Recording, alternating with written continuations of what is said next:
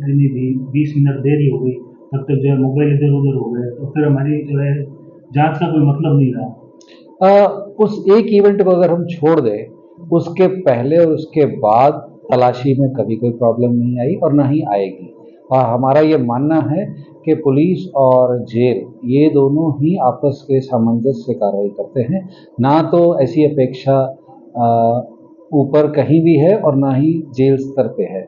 उस एक जो इंसिडेंट है उसकी ज़रूर छानबीन चल रही है, आईजी स्तर के अधिकारी उसको जांच कर रहे हैं, अभी रिपोर्ट नहीं आई है और मुझे नहीं लगता कि पुलिस और जेल विभाग में सामंजस्य की कोई कमी है।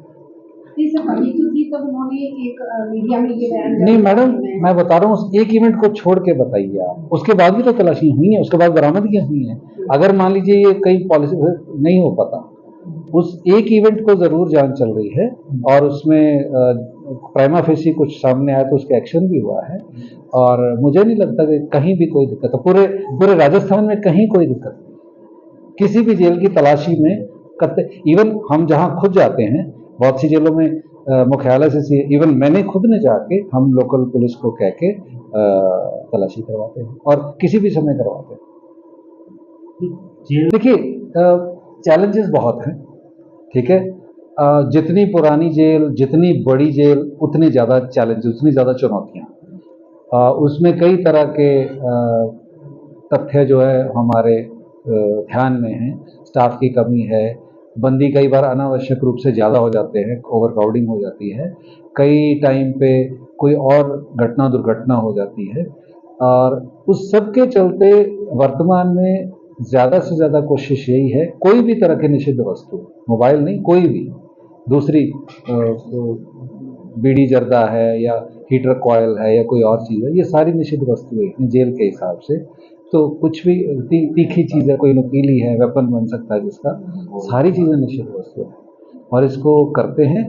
चूंकि संख्या जो है बंदियों की और स्टाफ की, इसका अनुपात क्या रहेगा, चैलेंज इसको मीट करना। तो अभी क्या अनुपात है, यानी कितने बंदियों पर एक अभी तो वर्तमान में हम इतना संभाले हुए हैं कि जेल की जितनी कैपेसिटी है उतने, अगर उससे बढ़ते तो हम दूसरी जेल में उनको शिफ्ट करते हैं।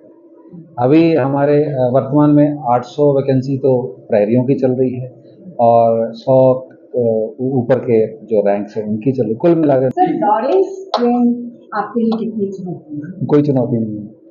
उसके डोबे या जो जिस तरह से पूरा अंदर से भी पूरा, देखिए मेरा ये मानना है कि अगर हम नियमों से काम करते हैं, हम हर बंदी को उसके नियम तरीके से रखते हैं। जेल्स में नियम है कि किस लेवल के बंदी को किस तरह रखा जाना है। अगर वो खूंखार है या हार्डकोर क्रिमिनल है, उसके लिए अलग से व्यवस्था, सेल्स हैं, कुछ और है। तो हमारे लिए कोई वो नहीं, हाँ क्योंकि वो एक गैंग से जुड़ा हुआ नाम रखता है तो हम ध्यान रखते हैं। हमारे वो उतनी ही रोटी उसको मिलती जितना राशन बाकियों को मिलता है, उतना ही उसको, अगर वो सजाबंदी है तो कपड़ा मिलेगा और हम उसका उतना ही ध्यान रखते हैं। अगर उसको कोई मेडिकल इमरजेंसी आती है, एक उसकी गतिविधियों पे जरूर नजर रखी जाती है। बिल्कुल नहीं, धमकी नहीं है। अगर उसको कोई सामान ही उपलब्ध नहीं है तो कोई धमकी नहीं दे सकता।